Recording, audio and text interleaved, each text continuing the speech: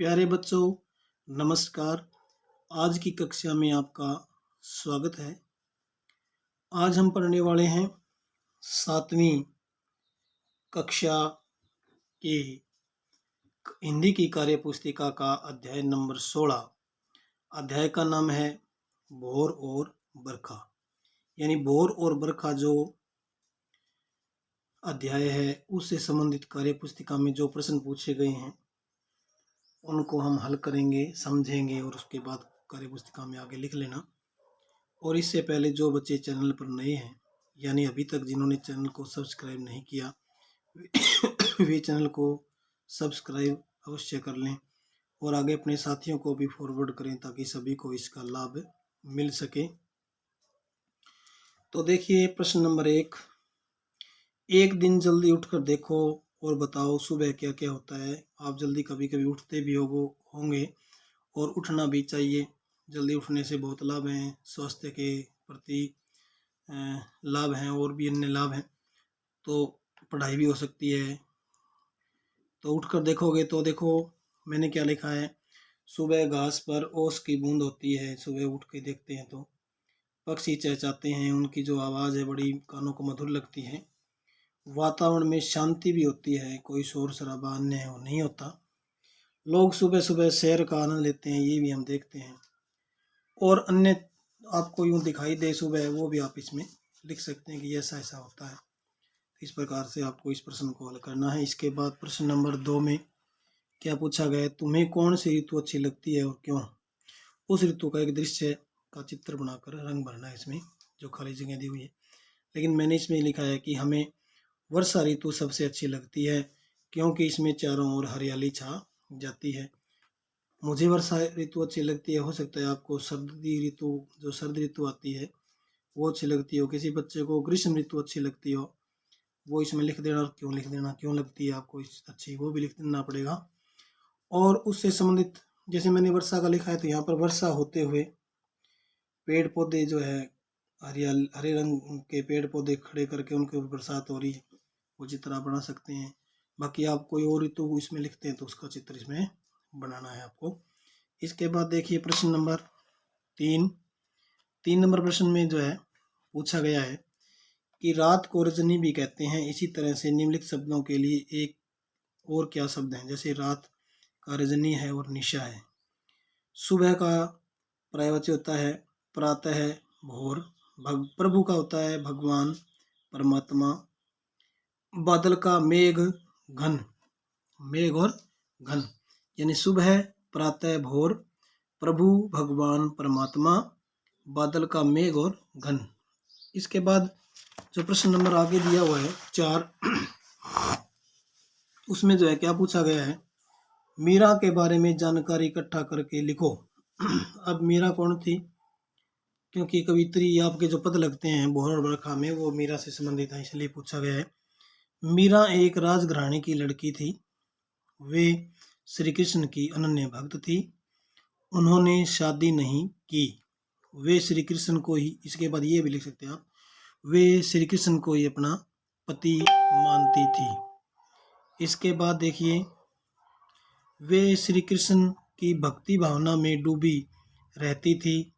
कृष्ण भक्ति के अनेक पदों व भजनों की रचना उन्होंने की। जो आज हम पद के रूप में पढ़ते हैं उनकी रचनाएं हैं। ये उस वक्त के भजन है कृष्ण के प्रति। श्री कृष्ण की उन पर इतनी कृपा थी कि जहर पीने पर भी उनको कुछ नहीं हुआ।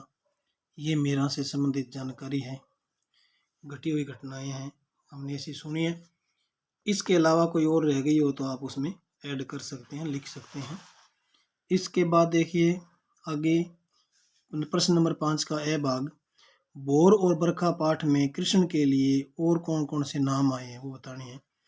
तो उठो बंसरी वारे ललना, तो बंसी वारे ललना लालजी गौवन के रखवारे गिरधर नागर आदि नाम आए हैं, ऐसा इसमें लिख देना।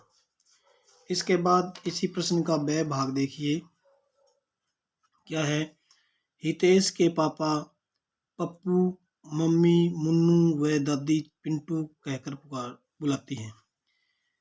तुम भी अपना व अपने भाई बहन दोस्तों का नाम उन्हें किन नामों से बुलाते हो तालिका में भरना है। यानी हितेश, एक बच्चा है हितेश, उसके पापा उसको कहते हैं पप्पू, मम्मी कहती है मुन्नू, दादी कहती है पिंटू। यानी एक ही बच्चे के तीन नाम, पिता अलग कहता है, मम्मी अलग कहती है, दादी अलग कहती है। इसी प्रकार आपका नाम होगा या आपके भाई बहन का कोई अलग नाम है तो वो इसमें लिखना है। जैसे मैंने आपको समझाने के लिए लिखा है, इसमें एक तो दिया हुआ है हितेश का, तो उदाहरण लगाया हुआ है। जैसे मैं मान लीजिए मेरा नाम सुरेश है, तो कोई मुझे सुरेशी कहता है, कोई मुझे कालू कहकर पुकार सकता है, या कोई जो है दादी हो सकता है लाड से मुझे कुछ और नाम लेती हो। वैसे ही अपने भाई बहन और अपने नाम इसमें लिखने हैं। जैसे आपका नाम सुरेश है तो कोई आपको, इस प्रकार रमेश आपके भाई का नाम है तो उसको कोई मेसी बोलता है, कोई रमेश कहता है, कोई रमेशा कह सकता है, कोई धोलू भी कह सकता है। यानी कोई भी नाम जो आपको पुकारा जाता है वो उसका नाम, वो नाम यहाँ पर आपको लिखना है। यानी एक ही बच्चे के कई बार 2 या 3 नाम होते हैं, तो तीनों नामों को यहाँ पर हमें लिखना है। इसके बाद देखिए प्रश्न नंबर 6। प्रश्न नंबर 6 में पूछा गया है कि तुम्हारे यहाँ वर्षा ऋतु में कौन कौन से त्योहार मनाए जाते हैं, सूची बनाओ। तो हमारे यहाँ तीज, गोगा नवमी और जन्माष्टमी मनाई जाती है। ठीक है। इसके अलावा आपके क्षेत्र में कोई और नया त्योहार मनाया जाता हो जब वर्षा ऋतु में आती है उस वक्त, तो आप उसमें लिख सकते हैं। इसके बाद प्रश्न नंबर 7 में क्या करना है हमें, नीचे लिखी पंक्तियों को उनके सही अर्थ से मिलाओ। जैसे उमड़ घुमड़ चहुदिशी से आया, चारों दिशाओं से उमड़ घुमड़ कर आया। सुनियत है कंगना के झनकारे, कंगना के झनकार सुनते हैं इसके साथ। जय जय शब्द उचारे, जय जय शब्द का उच्चारण करते हैं। भनक सुनी हरि आवन की, हरि के आने की खबर सुनकर या सुनी। तो इसके साथ मिलान होगा इसका। और आगे जो है क्या दिया गया है कि तुम्हें वर्षा ऋतु में खाने की कौन कौन सी चीज अच्छी लगती है और क्यों लगती है। देखो प्यारे बच्चों, आपको वर्षा ऋतु में जो चीज अच्छी लगती है आप उन्हें आप लिख देना। मैंने अपने अनुभव के आधार पर क्या लिखा है कि वर्षा ऋतु में हमें चटपटी चीजें अच्छी लगती है। कौन सी चीजें? चटपटी, जो नमकीन हो, जैसे समोसा, कचौड़ी, पूड़ी, पूड़ा, मालपुआ, गुलगुले, पकौड़ी आदि। क्यों लगती है? क्योंकि ये सब खाने का वर्षा ऋतु में बड़ा मन करता है, इसलिए ये चीजें वर्षा ऋतु में अच्छी लगती है। आपको कोई अन्य चीज अच्छी लगती हो तो आप वो इसमें लिख सकते हैं कि मुझे तो ये चीज अच्छी लगती है। इसके बाद देखिए जो है प्रश्न नंबर 9 के अंतर्गत चित्र को ध्यान से देखकर संबंधित कहानी लिखो। अब ये कहानी आपने देखी भी होगी, पढ़ी होगी, सुनी होगी, टीवी पे धारावाहिक के रूप में भी आई होगी, श्री कृष्णा में आई होगी, महाभारत में आई होगी। क्या कहानी है ये देखिए, इसमें बच्चे खेल रहे हैं। कौन से बच्चे हैं? श्री कृष्ण के जो है मित्र हैं इसमें, और श्री कृष्ण जी भी साथ में हैं, बॉल से खेल रहे हैं। दूसरे चित्र में दिखाया गया है कि किनारे पर जो है उसके श्री कृष्ण जी के साथी खड़े हैं, और श्री कृष्ण जो है यमुना नदी के किनारे की बात है, ये यमुना में छलांग लगा रहे हैं। शायद बॉल इनकी गिर गई थी, बॉल लेने के लिए गए, और बाद में ये देखिए जो कालिया नाग था उसके फणों पे श्री कृष्ण जी नृत्य करते हुए, बंसी बजाते हुए दिखाए गए हैं, और जो है उसके सखा देख रहे हैं। तो ये श्री कृष्ण के जीवन से संबंधित घटना है, उसको मैंने यहाँ चित्रित किया है, बताया है। देखिए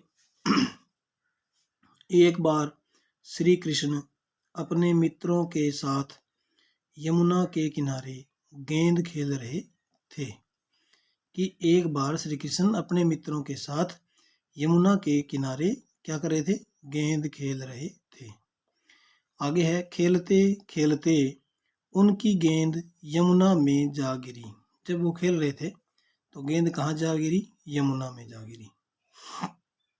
जब गेंद लाने श्री कृष्ण यमुना में कूदे तो वहां कालिया नाग था। यमुना में कौन था? कालिया नाग। और कालिया नाग कैसा था? वह बहुत जहरीला था, उसके 101 फन थे। ठीक है, और उसके डर के कारण कोई वहाँ नहीं जाता था। श्री कृष्ण ने उनकी पिटाई की। किसकी पिटाई की? उसकी, कालिया नाग की क्या करी? पिटाई। जा करके उनके साथ युद्ध किया, पिटाई की, उन पे प्रहार किया और उसके फणों पर अनेक प्रहार किए, जिससे उसके मुंह से खून बहने लगा और वह क्या हो गया? यहाँ लिख सकते हो, अब वह घायल हो गया। उसके बाद वह माफी मांगकर वहां से दूर चला गया और श्री कृष्ण ने उनके उसके फणों पर चढ़ करके नृत्य किया और वह वहां से जो है माफी मांग करके दूर चला गया था। ये जो है कहानी है कालिया नाग से संबंधित श्री कृष्ण जी की। तो इसी के साथ हमने इस अध्याय का जो है अध्ययन कर लिया। धन्यवाद।